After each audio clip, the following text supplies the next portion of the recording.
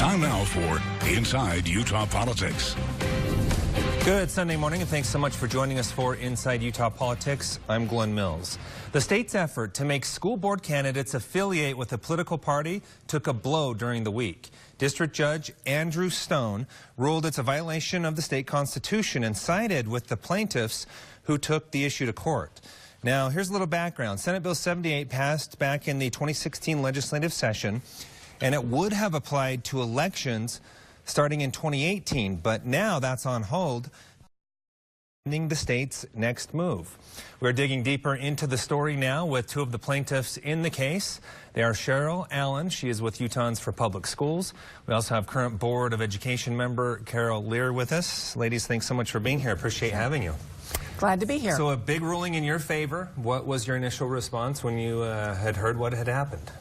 Well, elation, because I see it as a victory for the people of Utah and adherence to the Utah Constitution. Carol, your thoughts? And I was excited. I thought it was a tough case, and it's always hard to go to state court.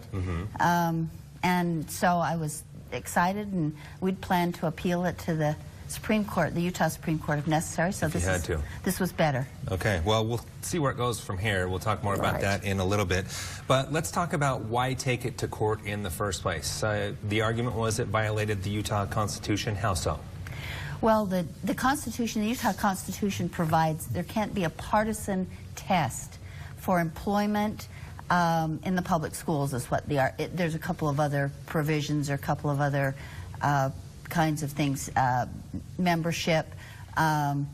So there is certainly a constitutional prohibition against a test, and one of the questions is how broad is test? Is it only a very narrow definition, or is it a broader kind of a concept? Cheryl, let's bring you in for your thoughts on that. Why take it through the court system? Well, several of the plaintiffs include Carol, Utahns for Public Schools, which I'm on a board member of, and also Alliance for a Better Utah Education Fund. And those groups, as well as a number of individuals, have advocated for years for the continuance of nonpartisan elections, because this is not a new issue. It didn't just come up in 2016. It's been in court before, we should mention, by the way, as well. Well, in different elements. A different element. Yes. And so we've been advocates for years to have this nonpartisan election the very way it was in 2016 when Carol first ran. And when this passed, there really didn't seem to be any other recourse. Representative Ray Ward did file a bill in 2017 to take it back to the nonpartisan issue. And it didn't even get out of committee, so it was the last recourse. Okay, let's talk about the impact of partisanship in these school board elections. What were some of the concerns there? About making if the school board were to be partisan? Right. Well, that it forces the candidates to the extremes of both parties in order to get through a convention. It's much harder, it's more complicated, it's more expensive, and regular people who would run for the school board probably would be less inclined to take that on. Let's take up an argument from the other side and have you respond to that. All right. We do know that school board elections tend to get less attention than some of the other ones as far as turnout and whatnot. So some would argue that going through the delegates is a good test for that candidate and potentially draws more attention to their election. Your thoughts there?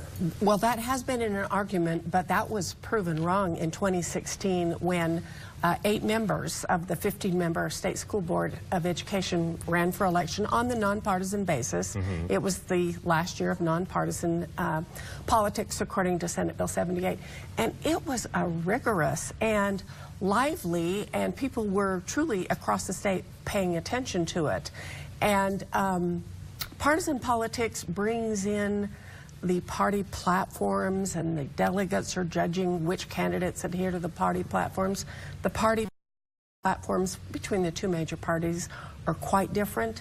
We think that candidates should be concentrating on children and what children need and what they should be learning in the classroom. Carol, let's bring you in on that point because you are a current member of the board. Do you see potentially, if this were to go through down the road, board members bringing in their Republican principles or their Democratic principles and trying to apply that to the classroom. Right. I think there are some issues that the board discusses that do have partisan implications. And I think if the board members were selected by a convention and by parties, I think that would change the cooperative nature of the board.